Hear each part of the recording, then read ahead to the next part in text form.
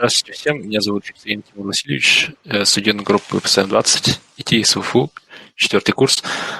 Моя тема – исследование физических свойств измельченной коры лиственницы даурской, модифицированной гидротермическим методом интересов получения перспективных теплоизолирующих и сорбирующих материалов.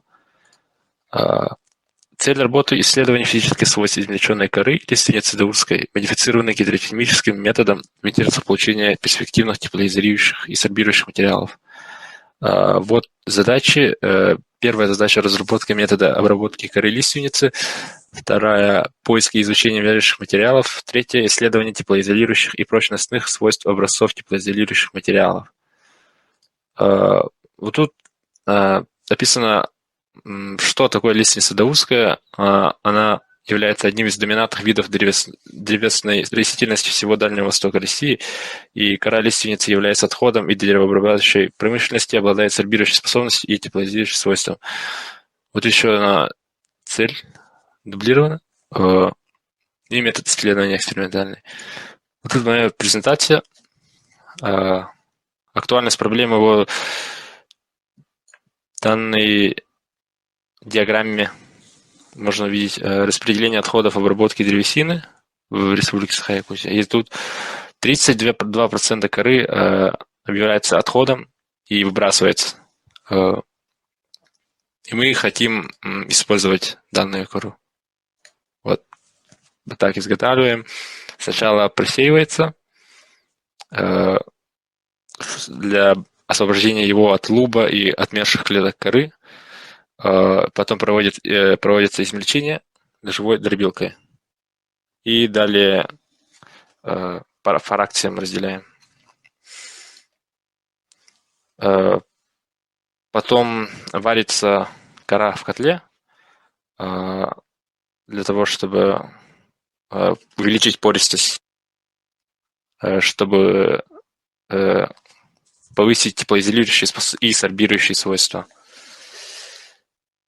Вот тут показаны методы исследования. Был использован прибор Integra Spectra. И вот он показывает спектр необработанной коры и спектр коры после гидротермической обработки с помощью данного прибора. Вот. Результаты вот скорее. И по результатам появились дополнительные материалы, которые и способствуют, которые при высвобождении из коры добавляют туда поры, и в этих порах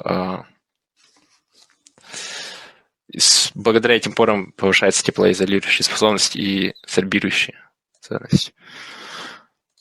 Тут с сорбционной способности был проведен эксперимент с разными сорбатами, чтобы изучить сорбционную способность.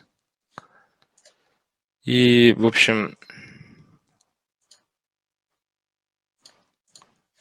давайте перейдем к плану.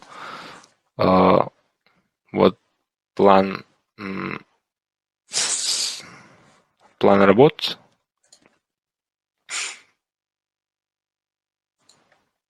Наверное, если буду читать, я по времени не уложусь, поэтому вот показываю. И требуемое количество участников 4. И все.